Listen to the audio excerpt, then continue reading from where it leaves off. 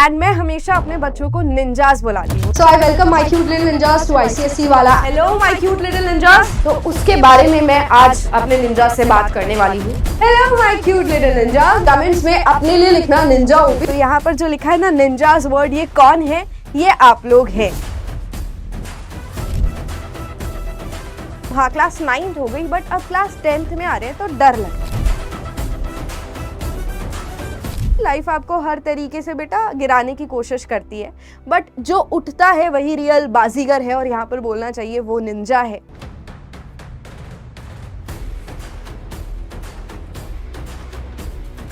आप अभी ऐसी स्टेज में हो जहाँ पर बहुत सारे चैलेंजेस आते हैं, छोटे या बड़े, कि अगर चैलेंजेस आ रहे हैं तो हम हार तो मानेंगे नहीं, पर कैसे उसको सॉल्व करें, कैसे आगे बढ़े। हेलो, नमस्ते, कैसे हैं आप लोग? So my name is Upasana and I am your biology mentor. मैं आपको बायोलॉजी पढ़ाती हूँ एंड मैं हमेशा अपने बच्चों को निंजास बुलाती हूँ। तो यहाँ पर जो लिखा है ना निंजास वर्ड, ये कौन है? ये आप लोग हैं। सो मुझे लगता है कि एक बच्चा इतना मल्टीटास्किंग होता है, तो मेरे दिमाग में अचानक से एक दिन नाम आया, यार इतने प्यारे प्यारे बच्चे हैं बट वो ना मेरे से भी ज़्यादा स्मार्ट हैं, अपने टीचर्स से भी ज़्यादा स्मार्ट है, हर तरीके का काम करते। भाई मैं तो यहाँ पर बायोलॉजी पढ़ाती हूँ, कोई फिजिक्स पढ़ाते होंगे, कोई मैथ्स पढ़ाते होंगे, तो वो अपनी फील्ड में तो बेस्ट है, बट आप लोग तो हर फील्ड में बेस्ट करने का ट्राई करते हो। आप अभी जिस स्टेज में हैं, आप हर सब्जेक्ट में फोड़ने का तैयार करते हो, फोड़ने की तैयारी करते हो, राइट?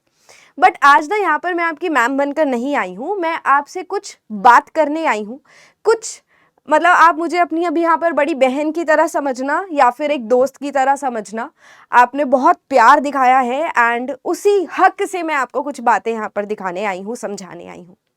देखो, मैं यहाँ पर बात कर रही हूँ उन बच्चों की जिनकी क्लास 9th वेस्ट हो गई, या फिर वेस्ट नहीं हुई बट ठीक है मैम, हाँ क्लास 9th हो गई बट अब क्लास 10th में आ रहे हैं तो डर लग रहा है। बिल्कुल जायज़ है, डर लगता है, बट मैं एक बात कहूँगी कि अगर गिर गए हैं ना तो गिरकर उठना सीखो। It is very important in life. ये सिर्फ आपको अकेडमिकली हेल्प नहीं करेगा, लाइफ में बहुत सारे चैलेंजेस आते हैं, लाइफ आपको हर तरीके से बेटा गिराने की कोशिश करती है, बट जो उठता है वही रियल बाजीगर है, और यहाँ पर बोलना चाहिए वो निंजा है। देखो, मैं यहाँ पर ऐसे नहीं बोलूँगी ये भी कर लो, वो भी कर लो, ऐसे कर लो, वैसे कर लो, हो जाएगा।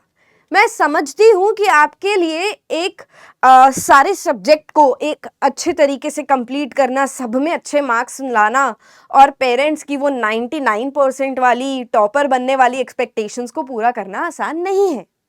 आप अभी ऐसी स्टेज में हो जहाँ पर बहुत सारे चैलेंजेस आते हैं, छोटे या बड़े, पर मैं आज ना उसका सॉल्यूशन देने आई हूँ कि अगर चैलेंजेस आ रहे हैं तो हम हार तो मानेंगे नहीं, पर कैसे उसको सॉल्व करें, कैसे आगे बढ़े।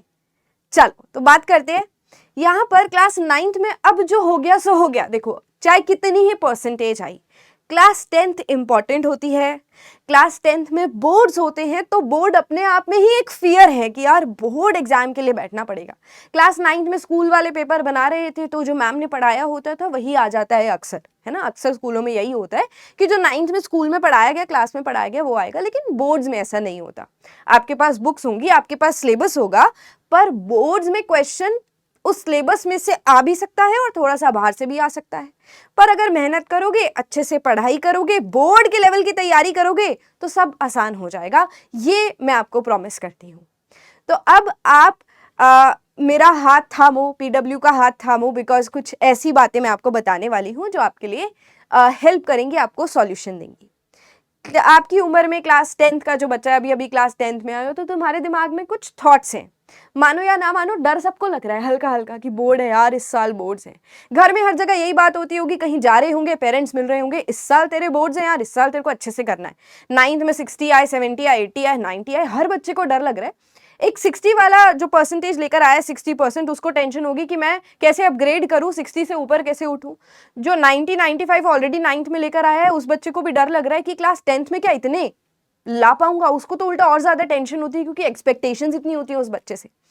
आप अभी ये कुछ चैलेंजेस फेस करोगे, मैं जेन्युइन बात कर रही हूँ। मैं नहीं बोलूंगी कि कोई कुछ नहीं है, बहुत आसान है, बहुत आसान है, नहीं। आपका सिलेबस बहुत डिटेल में, स्पेशली आईसीएसई का सिलेबस ज्यादा है, सब्जेक्ट्स ज्यादा हैं, पेपर का पैटर्न बहुत नया है, तो एक तो डिटेल सिलेबस बहुत बड़ा चैलेंज है, आई अंडरस्टैंड।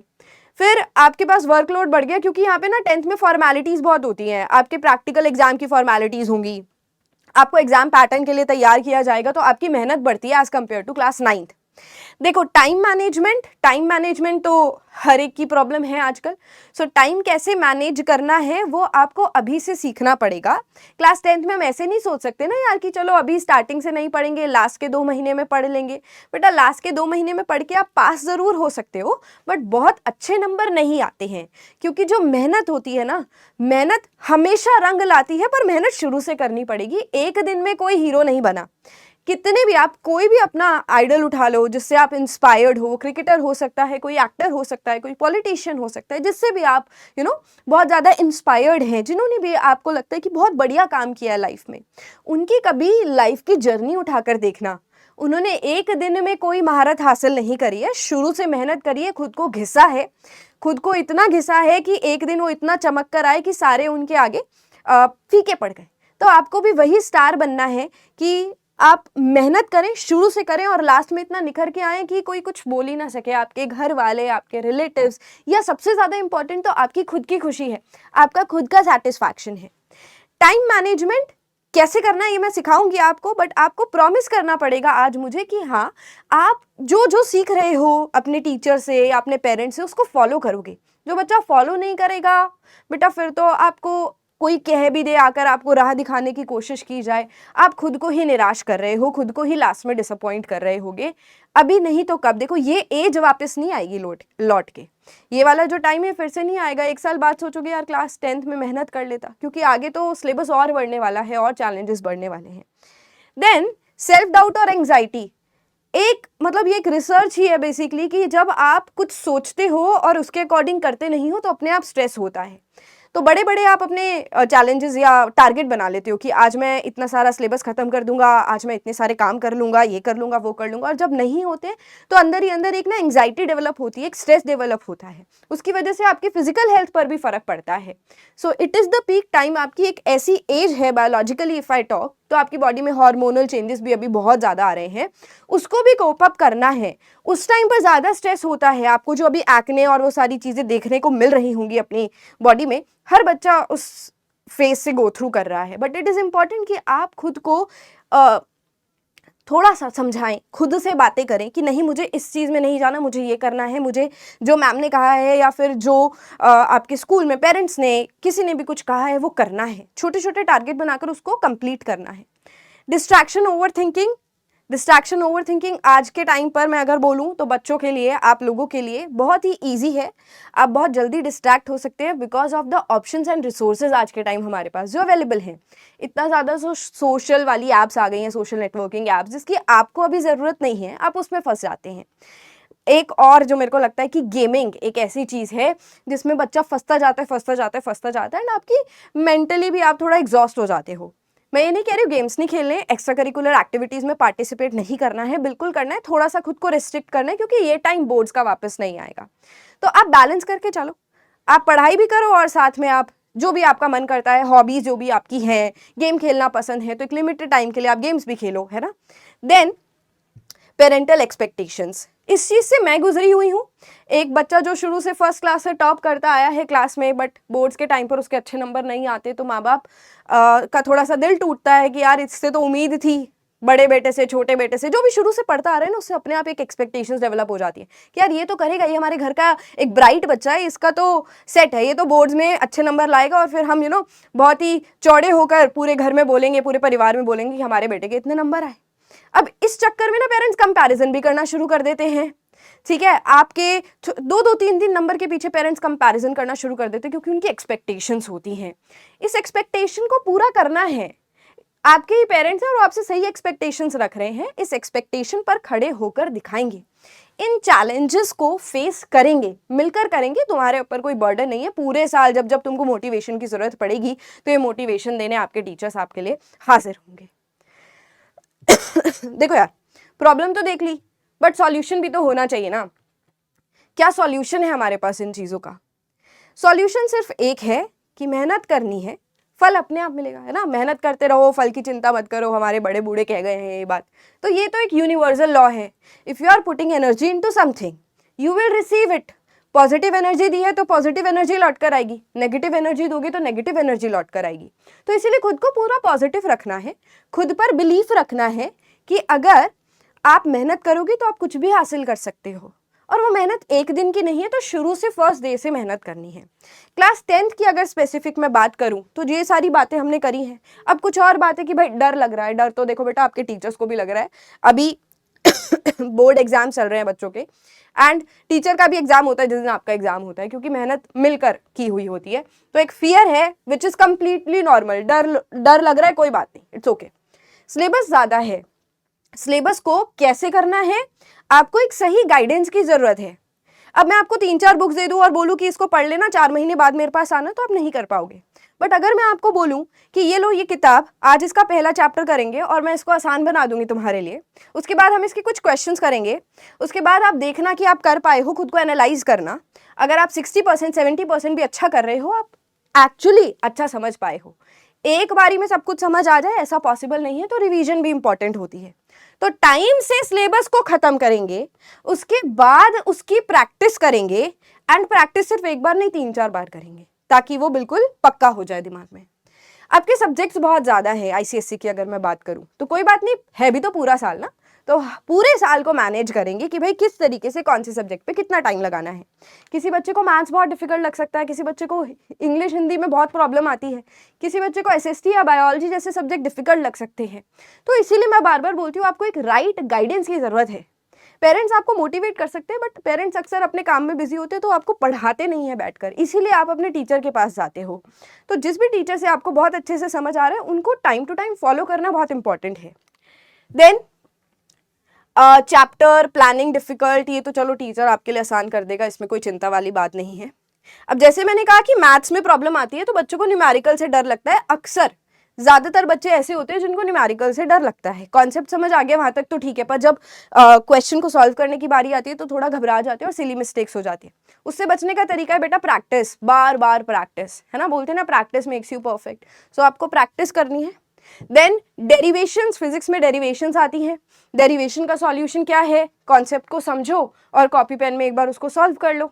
बैठो तो सही, एक बार कॉपी पेन एक बार लेकर बैठो तो सही, तुमको खुद पता चलेगा कि हाँ यार मैंने इस बार अटेम्प्ट किया और एक्चुअली मेरे से क्वेश्चन सॉल्व हो रहे हैं।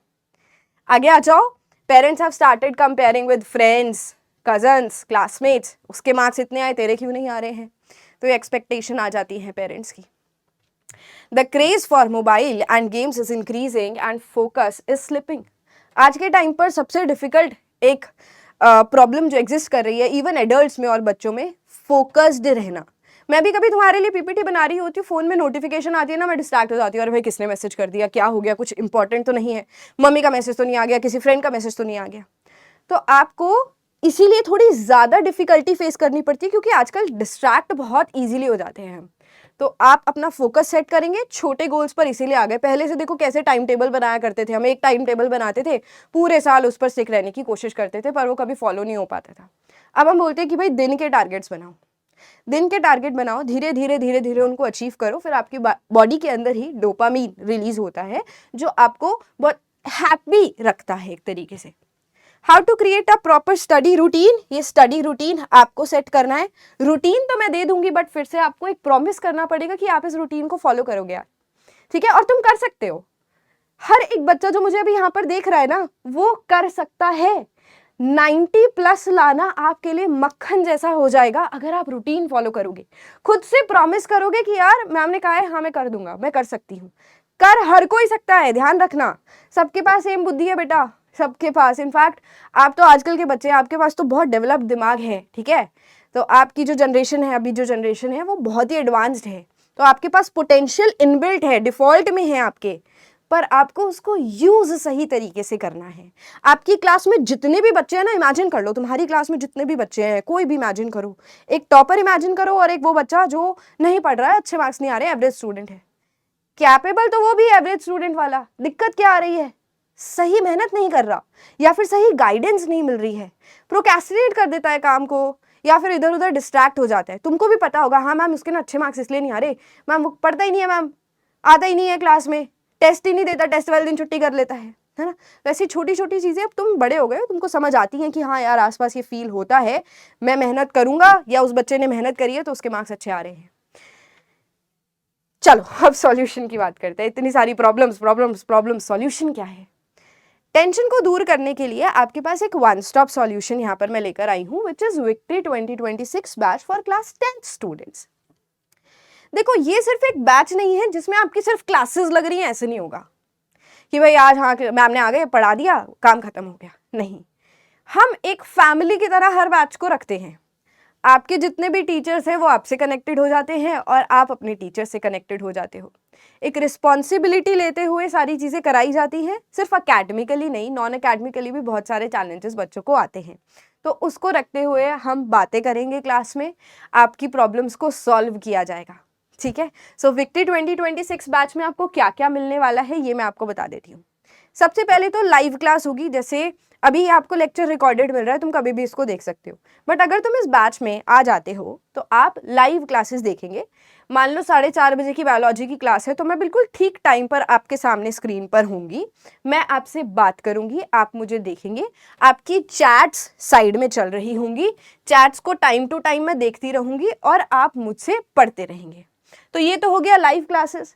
तो जैसे मैंने बोला सिर्फ अकेडमिकली नहीं, एक टीचर आपकी एज से गुजरा हुआ है ना, तो उनको सब पता होता है कि एक बच्चे के दिमाग में क्या चल रहा है, तो वो टाइम टू टाइम आपको सिखाते रहेंगे कि बेटा 1 महीना हो गया, 2 महीना हो गया, अब ऐसे पढ़ाई करना शुरू कर दो, यार पूरा साल बीत गया बेटा अब ऐसे पढ़ाई करना शुरू कर दो। तो आपकी help through out live classes में चलती रहती है। थ्योरी एंड न्यूमेरिकल्स, जैसे कुछ थियोरेटिकल सब्जेक्ट्स हैं, कुछ न्यूमेरिकल्स वाले सब्जेक्ट्स हैं, जैसे मैथ तो पूरा न्यूमेरिकल हो गया, फिजिक्स में न्यूमेरिकल्स होते हैं, तो इसकी प्रॉपर तैयारी तुमको क्लास में कराई जाएगी, ठीक है। अब आप पढ़ते रहोगे बेटा, देयर इज दिस थिंग कि हमारा जो दिमाग है वो कैसे काम करता है कि आपसे जब आपको सब पढ़ा दूं, फिर जब मैं आपसे पूछूं कि इसका मतलब बताओ, इसका आंसर बताओ, कुछ क्वेश्चंस दे दूं सॉल्व करने के लिए, तो आप जब सोचते हो ना उस चीज को, अब सोचकर आप उसको और पक्का कर रहे हो अपने दिमाग में। इसी चीज को ध्यान में रखते हुए रोज एक असाइनमेंट दिया जाएगा आपको अपनी क्लास का। मान लो बायो की क्लास है तो क्लास के बाद उसी टॉपिक के कुछ क्वेश्चंस मैं आपको दे दूंगी। वो क्वेश्चंस आपको हर सब्जेक्ट के मिलने वाले हैं, रोज मिलने वाले हैं। तो अपना प्रॉमिस मत भूलना, तुम लाइव लेक्चर्स में आओगे और फिर डेली होम असाइनमेंट करने ही करने हैं। डेली होम असाइनमेंट स्किप किया तो आप समझ जाना कि हाँ थोड़ा सा रूटीन से पीछे जा रहे हो। 1-2 बार स्किप हो गया, तबीयत खराब थी, वो सब तो ठीक है, बट कभी लगाए ही नहीं मैम DHAs, वो थोड़ा गड़बड़ हो जाएगा, ठीक है। Chapter wise handwritten notes की बड़ी दिक्कत होती है। किताबों में इतना डीपली सब कुछ लिखा हुआ होता है, लैंग्वेज इतनी डिफिकल्ट होती है ना, सब कुछ ऐसा बिखरा सा हुआ है। नोट्स एक ऐसी चीज है, जब भी टेस्ट आ रहा है या जब भी तुमको रिवाइज करना है तो तुम्हारे हाथ में होने चाहिए नोट्स, कहीं पर लिखे हुए होने चाहिए नोट्स, जिससे आप रिकैप कर सकते हो। भाई बार बार तो 5-6 पेजेस का चैप्टर रिवाइज नहीं करेंगे ना, 2 पेज में हमारा पूरा चैप्टर अगर लिखा हुआ हो तो आसान हो जाता है। तो दिस इज वन थिंग जो आपको करनी है। आपको नोट्स दिए जाएंगे, ठीक है। चैप्टर वाइज की स्पेलिंग गलत है, chapter wise handwritten notes आपको मिलेंगे बेटा। आप क्लास में भी ये नोट्स बना सकते हो या फिर आप क्लास के बाद भी ये नोट्स बना सकते हो। स्केड्यूल्ड टेस्ट, एक सबसे बड़ा डर टेस्ट में आना। मैं खुद तुमको क्या सिखाऊं बेटा, मैं टेस्ट से भागती थी, बट गलती होती थी ना, टेस्ट से भागना मतलब खुद को एनालाइज नहीं कर पा रही हूँ, बहुत पढ़ रही हूँ, पढ़ती जा रही हूँ, कोई फायदा नहीं है जब तक टेस्ट नहीं दूंगी, क्योंकि आप बहुत कुछ स्टोर तो कर रहे हो अपने दिमाग में, फिर भी कुछ ना इधर उधर स्टोर हो जाते हैं, गलत जगह स्टोर हो जाते हैं। तो आपको टेस्ट देने हैं। टेस्ट हर तरीके के होंगे, मतलब आपका MCQ टेस्ट भी होगा और टाइमली आपका MCQ और जो भी आपका सब्जेक्टिव टेस्ट होता है बेटा वो भी होगा। ऑब्जेक्टिव सब्जेक्टिव दोनों टेस्ट आपके होंगे, क्योंकि आपके बोर्ड्स में सिर्फ MCQ तो आने नहीं वाले, सब्जेक्टिव भी आएगा। तो उसको ध्यान में रखते हुए हम आपके टेस्ट ऑर्गेनाइज करेंगे एंड आप अपने टेस्ट को एनालाइज कर सकते हो। टेस्ट के सॉल्यूशंस मिलते हैं, हालांकि वीडियो भी मिलती है, वीडियो सॉल्यूशंस भी मिलते हैं। तो फिर तो सॉर्टेड हो गया ना कि आपको टेस्ट में कुछ समझ नहीं आया, टेस्ट में कोई क्वेश्चन गलत हो गया तो आपको पता चल जाता है कि कहाँ गलती करी है, ठीक है। चलो यहाँ पर आपको पता है ये मैं हूँ, ये मैं आपको एक चैप्टर पढ़ा रही हूँ। अभी आपने किताबें नहीं देखी होंगी अपनी, तो आपके 10th का एक चैप्टर है प्लांट फिजियोलॉजी का, फोटोसिंथेसिस, ये मैं ही हूँ और मैं पढ़ा रही हूँ। तो हर तरीके के नोट्स मिल रहे हैं, चीज़ों को सिंप्लीफाई किया जा रहा है। ये फिजिक्स पढ़ा रहे हैं शैलेंद्र सर, आपको यहाँ पर सारे टॉपिक्स और कॉन्सेप्ट्स कराए जाएंगे। तो थियोरी भी हो गई और न्यूमेरिकल्स भी हो गए। एक और चीज़ तो मैं बताना भूल गई, हर लाइव क्लास में आपके कुछ पोल क्वेश्चंस भी होते हैं, तो आपके लिए बड़ा इंटरैक्टिव सेशन रहेगा, कोई बोरिंग सेशन नहीं रहेगा कि मैम बस पढ़ते रहें आपको देखते रहें, ऐसे ही नहीं।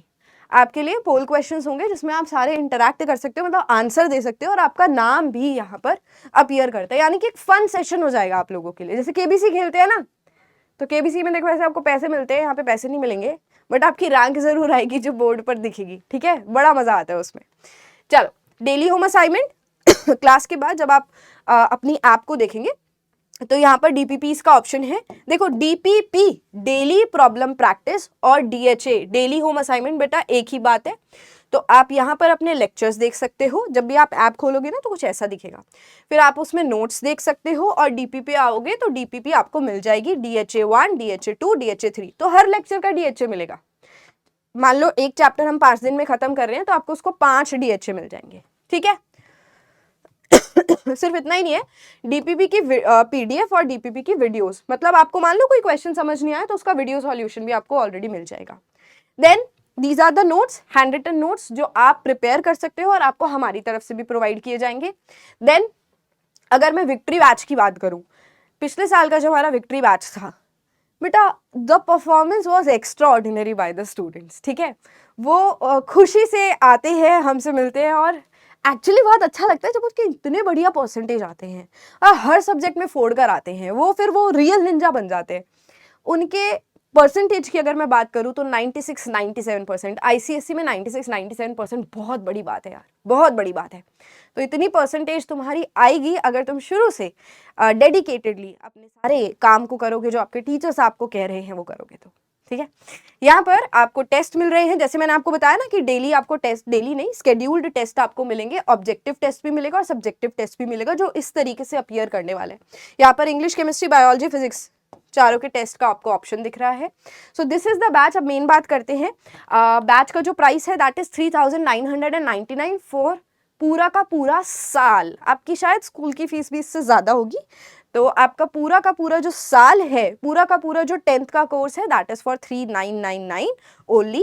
एंड ये क्लास 10th के बच्चों के लिए है, शुरू से यही बात कर रही हूँ मैं, जिसमें आपको लाइव क्लासेस, रिकॉर्डेड लेक्चर सब मिलेगा, सब, ठीक है। You will B overloaded with the resources. आप बाद में ये नहीं कह पाओगे कि मैम इस चीज़ में रह गया, ये नहीं मिला था, ऐसा नहीं होगा, क्योंकि कोई कमी नहीं छोड़ी जाएगी बेटा आपकी प्रैक्टिस में। कुछ और फीचर्स मैं आपको बताती हूँ इसके, अगर आप बैच में आते हो तो ऑनलाइन टेस्ट सीरीज एक रन होती है, वो आपको मिलेगी, आपको अपकमिंग बैचेस फ्री मिलेंगे, करियर गाइडेंस सेशन मिलेगा, मेंटोरशिप, खजाना और विक्ट्री 2026 बैच तो आपको मिलेगा ही। ये एक और देखो, एक तो नॉर्मल विक्ट्री रेगुलर बैच है विक्ट्री 2026, एक है इन्फिनिटी विक्ट्री 2026 इन्फिनिटी। अगर आप ये वाला बैच लेते हो ना, इन्फिनिटी वाला, ठीक है, जो कि ऑनलाइन टेस्ट सीरीज आपको प्रोवाइड करता है, आपको आने वाले जो बैचेस है ना, जैसे हमारे बैचेस आते हैं विक्ट्री 1, फिर बेटा कुछ बच्चे अभी भी शायद थोड़ा लेट रियलाइज करते हैं कि यहाँ पढ़ाई करनी है, तो विक्ट्री 2.0 आते हैं। तो अपकमिंग बैच आपको मिलेंगे जिसमें आपको करियर गाइडेंस भी मिलेगी, क्योंकि क्लास 10th का बच्चा सोचने लग जाता है कि यार लाइफ में क्या करना है, डॉक्टर बनना है या नहीं बनना है, इंजीनियर बनना है या क्या करना है। देखो मेरे मुंह पे हमेशा डॉक्टर, इंजीनियर रहता है, बट दुनिया भर के ऑप्शन है यार, और आप उसमें धूम मचा दोगे, बट आपको डिसाइड करना पड़ेगा ना किस चीज़ में अपना करियर बनाना है। तो वो गाइडेंस सेशंस आपको मिलेंगे इन्फिनिटी में। उसके बाद मेंटोरशिप सेशंस, आपके टीचर्स आपसे मिलेंगे, इंटरैक्ट करेंगे। अगेन खजाना क्या है, पिछले साल के जितने भी लेक्चर्स है, जैसे विक्ट्री 2025 हमारा बैच था, तो उसके सारे लेक्चर्स का एक्सेस आपको मिल जाएगा, ठीक है, और मेन बैच तो रहेगा ही रहेगा, ठीक है। कोई प्रॉब्लम हो तो कमेंट्स में लिख देना, है ना, एक और वीडियो बना दूंगी, अगर आपको कुछ और जानना है तो दो कमेंट्स में डाल देना। बट एक चीज देखना, इसकी वैलिडिटी सिर्फ 10 मार्च तक की है बेटा। मतलब अगर आपको इन्फिनिटी बैच लेना है, so the date is 10th March, ये तभी तक के लिए वैलिड है, 10th मार्च के लिए, ठीक है। सो करोगे जर्नी स्टार्ट अभी से। अगर डिसाइड कर लिया है, थोड़ा मन कर रहा है, हाँ यार मजा तो आएगा, सो आई वुड से कि टॉक टू योर पेरेंट्स, ठीक है, टेल देम कि ये बैच है। आप खुद नहीं जिद करेंगे, आप अपने पेरेंट्स को बताएंगे कि देखो देखो ऐसे ऐसे पढ़ाया जा रहा है, मुझे इतना इंटरनेट चाहिए होगा, मुझे एक गैजेट चाहिए होगा, चाहे वो फ़ोन हो सकता है आपके मम्मी पापा का, या फिर कोई लैपटॉप हो सकता है जिसमें आप अपनी लाइव लेक्चर्स देखेंगे। And if you are ready for the journey, you will be a ninja. I promise you that our team of ICSE promise you that. ठीक है, एक बर्डन जर्नी नहीं रहेगी जिसमें आपको सिर्फ पढ़ाया नहीं जाएगा, आपको फन और इंटरैक्टिव तरीके से पढ़ाया जाएगा जिसमें आप एंजॉय करेंगे, कुछ भी क्रैम नहीं करेंगे, रट्टे नहीं लगाएंगे। स्पेशली मैं बायोलॉजी की बात करूं, और मैथ्स और फिजिक्स जैसे सब्जेक्ट्स में आप बहुत प्रैक्टिस करने वाले हो कि लास्ट तक आप परफेक्ट हो जाओगे। जैसे कि मैं हर बार बोलती हूँ, प्रैक्टिस मेक्स यू परफेक्ट। मेहनत कभी बेकार नहीं जाती। क्लास 10th में धूम मचाने के लिए अगर तुम लोग तैयार हो तो कमेंट्स में लिखना ninja OP. I want everybody to write in the comments ninja OP. आप हमेशा अपने टीचर्स के लिए लिखते हो कि भाई मैम ओपी, बायो ओपी, ये सब ओपी। मैं लिखती हूँ हमेशा निंजा ओपी, तो आप अपने लिए लिखना। ठीक है, अब और ज़्यादा बातें नहीं करूँगी। आज मैं जैसे मैंने कहा, मैं मैम बन के नहीं आई हूँ, मैं आपको एक रास्ता दिखाने आई थी। ठीक है, चलो अपना बहुत सारा ध्यान रखो बच्चों, मैं आपसे मिलती रहूँगी। Bye bye.